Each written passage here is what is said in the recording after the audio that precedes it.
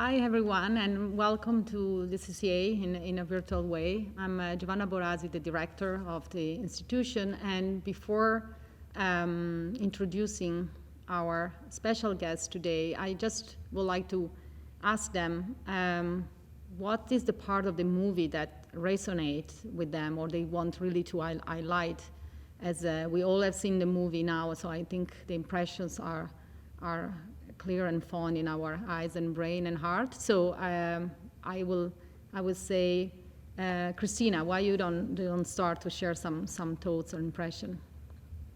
Sure. Thank you so much, Giovanni, for having us here and for allowing us to kind of be here for this exchange to comment on the movie. I was really struck by the discussions of the importance of the social element of these infrastructure that were being built to house homeless, the integration with the students in one case, and this real attention to how it must have been for homeless people to live on the street and to live kind of in this public world, and what that means for how difficult it is to slowly come out and make relations. And that really struck, we had a conversation the other day among us of kind of the way that you might think about, there's an urban theorist who mostly works in Africa, actually, in African cities.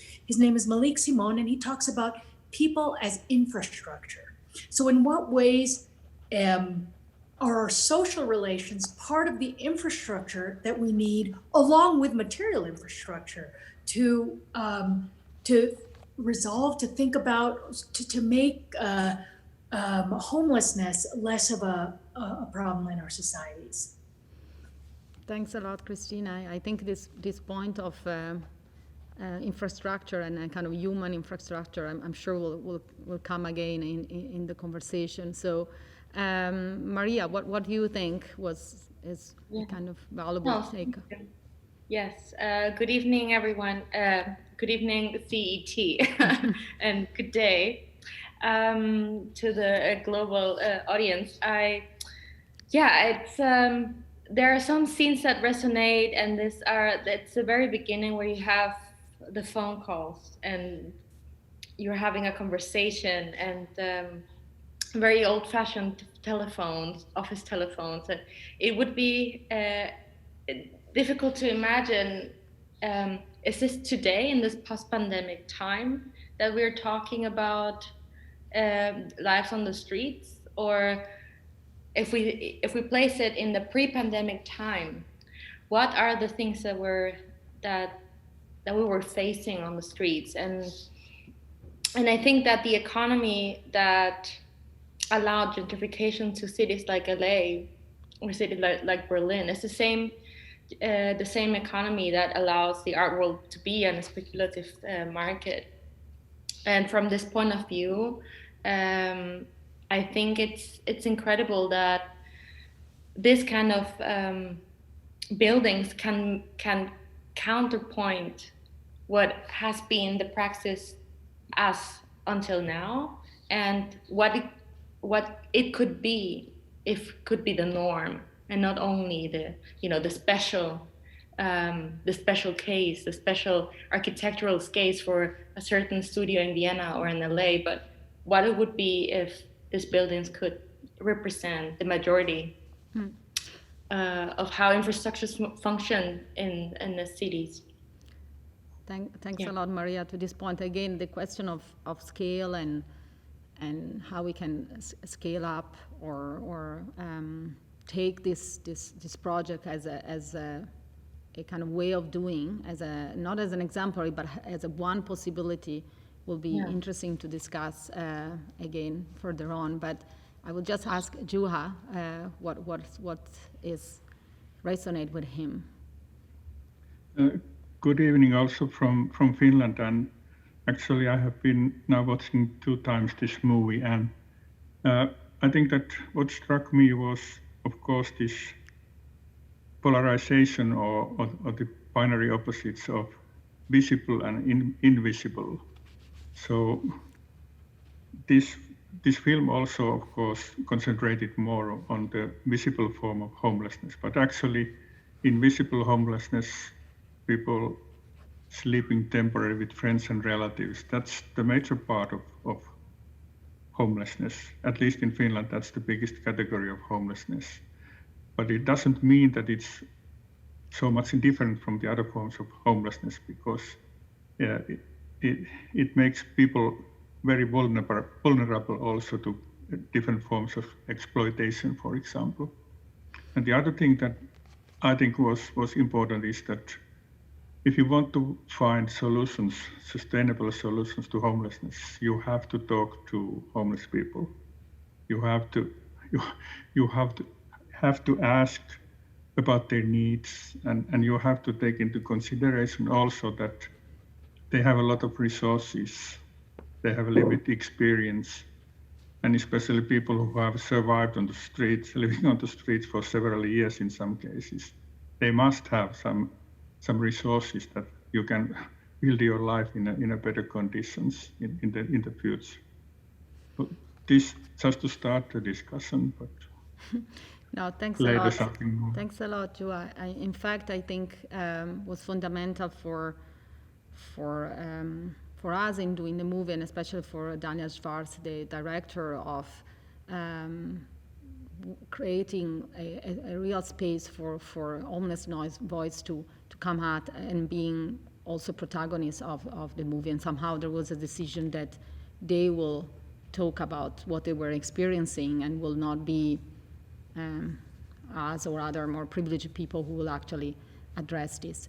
Well, maybe we should reveal who all of you are, as you carry a lot of expertise and knowledge about this. So maybe we do the other way around. So Juha, if you want to introduce yourself and also maybe reflect on this question that the title has, that of the movie, that what it takes to make a home. So I'm sure that through your work you reflect about that question. Well, my name is Juha Kaakinen, and I work as a CAO in a non-profit foundation called Y Foundation in Finland, a foundation that was established already in '85 to end the homelessness of single homeless persons. And the name of the foundation comes from a Finnish word yksinäinen, which means a single or a lonely person. And this is something that we have been doing since then. I have been working there now since 2013, but I have worked with homelessness already in the 1980s for the city of Helsinki, and also doing some research and evaluations on the issue. And of course, in the foundation, we try to find solutions to homelessness, to find also new housing solutions, different means how you can make a home for homeless people. But of course, it's also related to the issue of affordable social housing, and for that reason, it's a big part of what we are doing is building new affordable social housing. Because the needs, there's only one thing that's common to homeless people, that they lack a home. That's the only common denominator of homeless people. So that's the starting point, that with the thinking of housing first, we first try to provide the home, and then if there's a need for support or other services, that can be also arranged together with our collaborators, other partners that we work together with. Thanks a lot, Juha. María.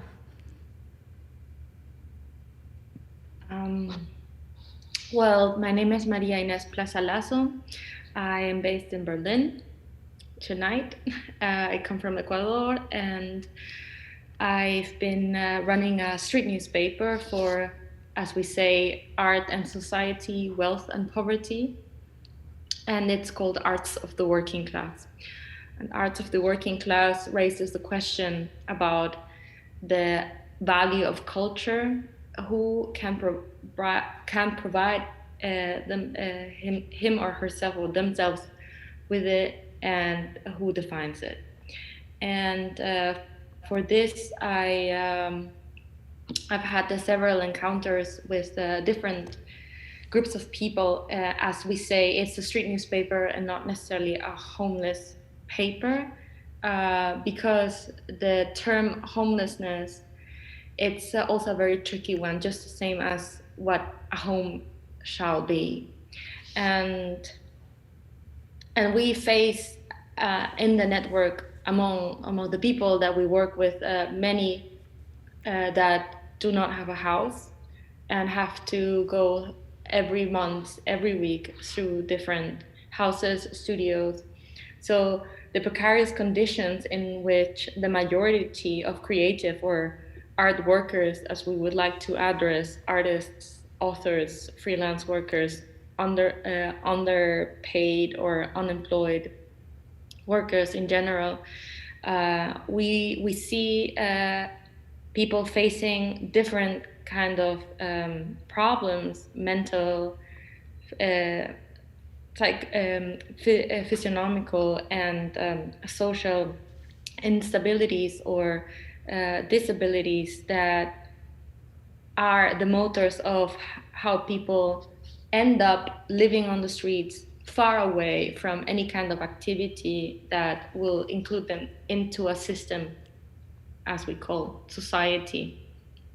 So in this frame of how marginalization is also being drawn within the system of values, aesthetical, emotional, political values that the arts inherit, for us it's crucial to put in balance what both sides can be and make both sides visible. So the question of visibility, the infrastructure, the human infrastructures that build culture as we want it to be, is what bring us together, not only to social enterprises or nonprofits or amazing people working day and night to help people out, but it also puts us on a level that we want to create a discourse that it's not only built by experts, but also by people that experience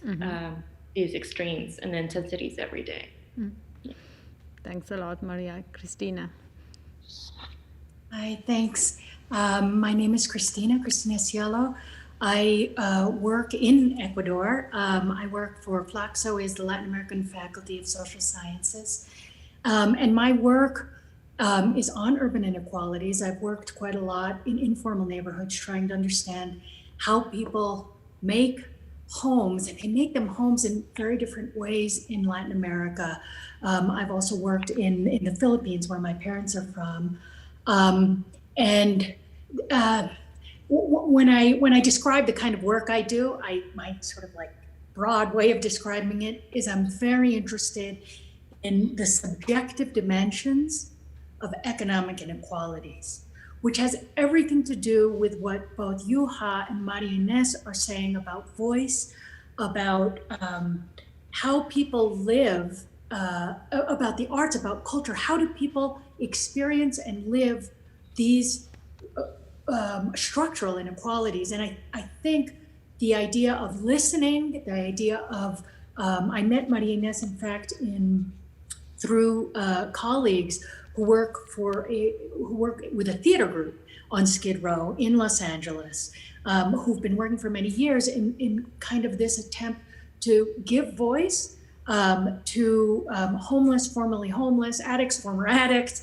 And what I find, kind of thinking about these comparisons between the global South and the global North, or Latin America. So I'll speak more specifically about, I've worked in Bolivia and I've worked in Ecuador. And the way that, homelessness is not the same issue. Urban living precarity, housing precarity is an issue, but homelessness is not the same kind of issue, in part because of the way informality works, because of the ways that land values and alternative claims to property are possible in places like peripheral cities like Cochabamba, Bolivia, even in the capital of Ecuador, Quito, Ecuador. And the idea of a One more thing, I'm not going to keep going on and on because I'd like to get into the conversation, but the idea that María Inés talked about not having experts define the situation of the urban poor. In fact, in Latin America, to say urban poor is very strange. You don't hear people talking about the urban poor, you hear about the urban popular sectors, which is a very different understanding of what these inequalities mean and what people in marginal positions in these structural conditions, what they can claim.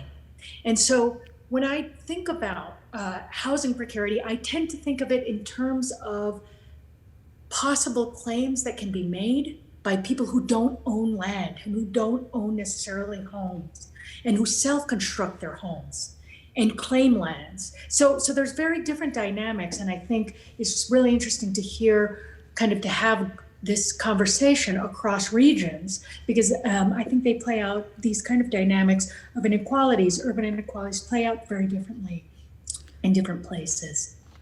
Cristina, thanks a lot. You made such important points, and maybe we should actually continue on this, because I think the question of precarity, as you said, is very connected to the context. So something that might appear precarious here in Montreal might not be at all in Ecuador or in Finland. So how, this question of precarity is also, I think, connected to what Juha also was saying before about this invisible homelessness. So people who are at the risk of ending up in a condition of living in the streets or not even having an address, and so all the consequences of this. So how in your work, I would say, I will start with Cristina, but then I will also want maybe Juha and Maria to jump on this, of like how you approach this question of precarity and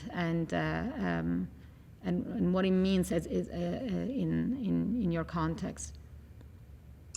Yeah, I think precarity is, I think you're totally right about how context specific the word might be. And when you live in countries of the global South, where say 60% to 70% in Africa, people work in informal jobs or live in informal housing, and numbers are smaller for informal housing, depending on the place, but in Bolivia, for example, more than 50% of people live in informal housing, don't have titles to housing. So what does precarity mean in a place like that? For me, thinking about sort of voice and sort of this subjective dimension, precarity has so much to do in the Latin American context with the individualization and the kind of the loss of political voice. Mm-hmm. So I tend to think of political precarity when I think of precarity in Latin America. When a whole neighborhood protests to say this is our neighborhood because we've worked to establish it, despite not having titles, there's a certain stability in the collective. Mm-hmm. And so for me, when I think about precarity, for me, it has a lot to do with the question of voice and the question of the ability to make claims and to have an effect on the political decisions that affect the way you live. So I think there's very different ways of thinking about precarity, but in Latin America, for me, that's the one that is one that people have to deal with a lot. Is when they don't have this voice, it becomes almost impossible to participate in the public life that decides where you are positioned. Mm-hmm. And no, this is very clear, and maybe in a northern globe, this is also very much connected to the condition of an homeless who might not have visibility or might not be able to claim a voice and so on. And Juha, I was interesting to understand, the work you do with your foundation is impressive in the scale. Also, I think the foundation has now 70,000 apartments that they can actually provide for homeless people. So it's an incredible scale. So I just wonder in these terms of precarity, which is also maybe the work that you do to understand, not if there are ways of sense the risk in advance before it's coming, but somehow beside the policy that is very clear that you have on home first and affordable housing, if there are other initiatives that you're doing considering this question of a kind of people at risk or precarity somehow. Yes, I think that if you think it on a political point of view, you can say that precarity is a kind of form of political control also, because it keeps people alert all the time. But I think that homelessness is in a way the utmost form of precarity. So I think that as we have seen during this COVID time now, there has been in many places some experiments of universal basic income, and even some governments that you could never imagine doing that kind of thing have introduced some kind of universal basic income during this time. But I think that we need a bigger solution, and it should be something like universal basic assets, which includes also the affordable housing as an important element, something that people need as to build their life on. I'm very much focused on working to find solutions, and for that reason, I think that at least in the Finnish society, work is so important means or measure to get integrated into the society. That's something that we try to do even in our foundation. We have around 6,000 flats dedicated to homeless people, 10,000 affordable social housing flats, and we try to provide job opportunities for our tenants. But I think that we also need a new kind of thinking. We normally say that what kind of apartments we have available. We have 1 room with kitchen, 2 room with kitchen. So why couldn't we have 2 rooms with work, 2 rooms and job? That's related to the place that you are living. And this kind of experiments we now try to introduce in the foundation also. This will be a very interesting thinking where you think of the condition of homelessness not simply or reducing it to a question of space, but all this other aspect. And so somehow you should not provide only a roof and maybe the care related to that, but in fact it's other opportunities that are also opportunities to re-engage with society, with a community, and going back to what also Cristina was saying at the beginning of a kind of people infrastructure somehow. In a way, Maria, the work you're doing with your publication, your journal, your newspaper is also very much of like trying to tie together these different questions of work and wealth and urban condition at the same time. Yeah. Yes, to the question of the precarity and what precarity has as an incidence in the discursive and the practical and the daily levels of how we operate as one grain of an entire field of the arts.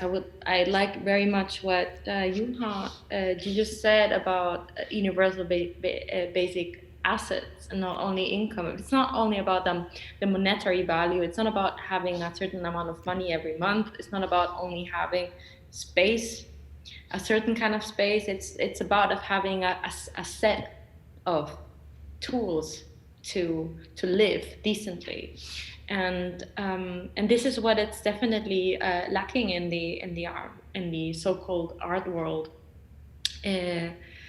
And we are. It's funny because we work on an associative way. We want that every text, every contribution, every artist, contribution is not for itself, but it opens an associative field. So that's why every issue of ours has a poetic name. For example, our current issue, it's called Eurozonation. It's about the margins of the European Union, the margins of the Eurasian context that it's very, very much put aside in many ways from general discourses in Europe. And for the upcoming week, we call it "The Landlord is Coming," because it's about the state of the state of trade as such, and how everyone is living from paycheck to paycheck in general in the art world. So we just don't know how's 2021 gonna look like. So we are like, it's possible for many of us just to end up on the streets, literally, to lose our spaces, to lose our commissions. So this is something, precarity is it's the term we work against. So there was a term coined by Chris Derkon, who successfully run museums in Germany until he went to the leftist theater Volksbühne in Berlin, and the discourse changed suddenly for him, but about many reasons. But he coined the term precariat. So it's like a proletariat, but it's mirroring the idea of the art worker as such, which for me, the first time that I hear it, I was pretty much in awe. It's like, okay, so are we accepting that this is a synonym, the art worker, as the precariat? So what we want to do is definitely just like erase in its best sense, in the best sense possible, and looking for to build communities, to have the political incidence, the political impact, to have a voice in the city, which is so difficult, right? Just to put you an example, in Berlin, and I just half of a minute, it's the private collectors are pushing the city to lower the rents, lower the price per square meter in the city, while they perfectly know how high the price is per square meter in a city like Berlin, which is around 12 to 16 euros per square meters. Collectors like Jula Stoschek or Haubox or among others were asking to pay less than 6 euros per square meters. So for me, this is a very grotesque, but also very clear idea how interests, how assets are being handled in a very speculative way on an investment level. So people that can afford the investment, while the other side of the rent gap, facing the damages of gentrification, are just literally going more out to the outskirts and living in this kind of conditions. So. Yeah, for sure, the pressure on the city and the kind of real estate development and all this kind of, who is also in this moment wants to take an opportunity to make money. We see immediately the consequences. In this sense, I would like to to ask Juha, one of the reasons why we wanted to do this documentary was really to understand the role of architects, that I'm sure they are not the solution in this problem, but somehow we think they can bring certain ideas. But I'm sure that you, Juha, worked also from many architects, but more I will say about the question of scale. Like it's in the documentary we see two buildings, but somehow you are managing a very different scale of thinking. So how much a kind of systemic thinking or policy thinking is actually helping within also working with architects, or like how you advance the ideas in relation to new models, as you were saying now, for example, of this new model you are thinking that is not only spatial. Well, I think that architects could really do much more on this sector in solving the issue of homelessness. So far, the involvement of architects, which I have seen, they have normally been a very specific small projects. The architecture is important, but they are on a small scale and like the tiny home type solutions. When we know actually that we need a big scale solutions to homelessness. And of course it means that solving homelessness is part of providing good quality, beautiful buildings for people with low incomes. That's the issue. And for that, we should have models, types that could be upscaled in many places. And I think that's really important. And that's something that's duly needed at the moment. Because architects have so many multiple roles. They have a role in town planning, and they have a role in buildings, designing buildings and apartments, and so they can do a lot.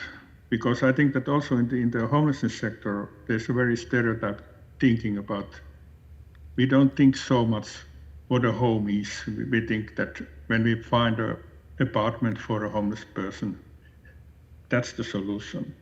But it has real importance what kind of apartments we have. They have to have also functional beauty, in the sense that it has big importance for homeless people also, because they also have the risk of isolation and loneliness. So the apartment, if it doesn't work, it's like a cage or a cell. So that's something that architects can solve. They can turn a concept like home into physical design, and the home should be something that opens up, so that it's not only the physical premises, it's also the social relations, and so it's important how the building is designed. And I think that the knowledge how to do these things is there. It only needs some effort to build an alliance to make it concrete. And Cristina, I wonder in your work, also you said you're working on often in a kind of informal settings. Do you think there are other, kind of coalitions, let's say, Juha is speaking of a kind of alliances between, an institution, a foundation like his own, the policy making, the architects and so on. And in your case, it's like you have been observing other kind of forms of self-organization or self-help or alliances that maybe can also be productive. Yeah, I tend to think, hearing your question and hearing Juha's sort of way of thinking about the way that different actors have a role in working to improve situations and inequalities that result in homelessness. I tend to think quite structurally. I've done comparisons of precarious housing in Latin America, in Bolivia in particular, and in the Philippines. And it really struck me, María Inés at the beginning spoke about Los Angeles and Berlin, and the question of land value, the question of the role of global cities and the investments that they seek to attract, and the way that affects, so how do we put together these very different scales that are happening at the same time, which are somebody looking for a place to be, architects building certain kinds of buildings, urban policies making certain zones affordable, not affordable, and at the same time think about something like the global economy, an attempt of certain cities to position themselves within a global economy that makes land values skyrocket, just as María Inés was saying, which makes it incredibly difficult to, unless there's a very strong, Juha and you also, Giovanna, were talking about urban policies, which determine a certain percentage of affordable housing in developments. So how do you counteract a global economy in which investments are sought, particularly in the developing world, particularly in places like Manila? I was working in Manila and I was working in Cochabamba, and Cochabamba is far more peripheral. Manila, because of the attempts to attract global investment, has privatized urban development, which makes it really, really difficult to make any kind of coalition claims to land that you don't own. So homelessness is far, far, far more present in a place like the Philippines than it is in Bolivia, even though both countries have more or less the same average income per capita. And so for me, it's how do we put together the different actors, coalitions, nonprofits, service industry, architects, urban planners, and national economies that seek investments or that's less important. How do we put these together to kind of try to think of how we organize ourselves as societies to make something like homelessness, precarity of its different forms, precarity in work, to make it less prevalent than it is right now. And it's far, far, far too much part of our lives and our societies now. Yeah. Cristina has a fantastic way of putting together this question of the actors and how which is a modality that we put all these elements together. I think Juha and Maria were actually reflecting on what you were saying. So if you want to add anything on this point, please go ahead.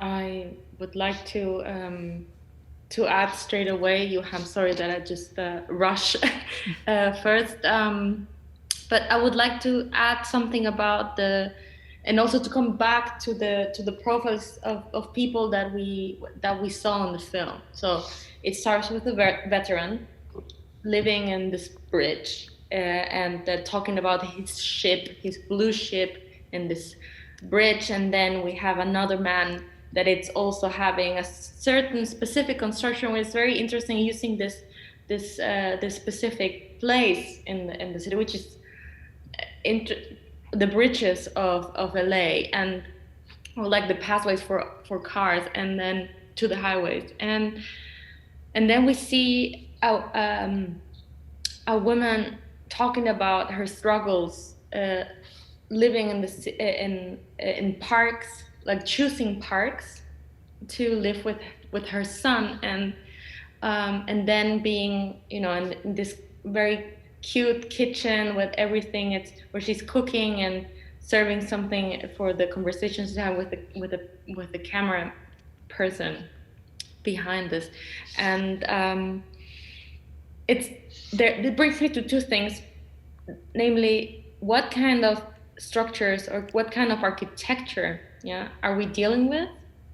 For whom is this made? And for the other is also to come back to the not only to the constructions of what architecture can provide or not, is what kind of space do we need? And to be a woman with a small child in the streets is completely different just being by yourself. Being a male person in the streets is completely different, and you see mostly people on the streets living there. It's that the majority is, and you don't see as many women or trans women than men on the streets. And I'm being a bit spreaded, excuse me, but that brings me also to an article that we published yesterday, that it was a fragment from the book that Anne Wag a journalist and author here in Germany published, and it's about family constructions in Germany. And there's a chapter that we chose to publish in which she beautifully puts and very clearly puts how apartments today are just not constructed to be shared apartments. Let's say you had a shared flat with a friend, and then you are living there, 3 adults and a newborn. How is this supposed to work? And you can see the problems about intimacy in this kind of construction. It's the same with, and you can see the same kind of problems with millennials. And there are studies of how intimacy is impossible in spaces that are just too small, and intimacy is just starting and ending in the virtual space because it's not possible anymore in the physical realm. Yeah. So yeah, it's no, for sure. The question of like I think also what Juha was saying before, the question of like what are these homes and how we are imagining and just speaking of like 1 room, 2 room, and maybe also think for the future of a different composition of also what a family is. Certainly is a crucial issue also in this question of homelessness, where maybe a person has not a kind of support. So, for example, the project in Vienna, what is quite incredible is that are shared apartments, and you have 2 students and a homeless or 2 homeless, previous homeless, and a student, and so this question also of, and there is a very different age also in between the groups, so it's a very interesting models also of thinking how you can also start to think also through that question of homelessness, the question of like multi-generation and issues like this. I think we only have a few seconds still, and there are some questions that people are putting out, but I see Juha, you want to, so please go ahead. Yes, I totally understand the point about the land ownership and the importance of that, but I think that we already live in a world that nothing is like it used to be, not even in the world of finance at the moment. So I think that there are still things that can be done. I think it's necessary to regulate the global speculation, and also if the land ownership is an issue. So why just start to collect institutions and actors who could buy the land that's needed for common purpose? Just to throw on the table some practical, pragmatic solutions. So no, this is very nice, because I think the question of land is crucial in this question of homelessness, and also as Cristina put it in this kind of also north and global north and global south. But somehow, who you think that should be, like we started this with saying, the architect, they might have a space in the conversation, but who you think should be around the table to actually continue this conversation in a productive way? And I'm sure the different contexts might suggest different actors, but somehow who you think that needs to convey around this topic to make it more productive for the future? Juha, I'm sure you call a lot of people when you have to implement your projects. Well, of course, in Finland we have still a strong belief in the government and the state, and the role of the state authorities is still very, very, very important. So for that, at least, it's necessary. But I think that we could think about not only about homelessness, but trying to solve at the same time the other crucial issues that we have on the table, like the climate change, how we can make a fair transition to carbon neutrality, and we can combine these things. And then, of course, in the post-COVID world, there's a huge amount of money available for economic recovery. So why not combine all these things? And then it means that we need to have the international institutions that play a key role in the finance world also involved. In Europe, it means the European Union and its, for example, the investment bank, etc. There's money at the moment available that could be directed to useful ways to help people in vulnerable situations much more effectively than it has been done previously.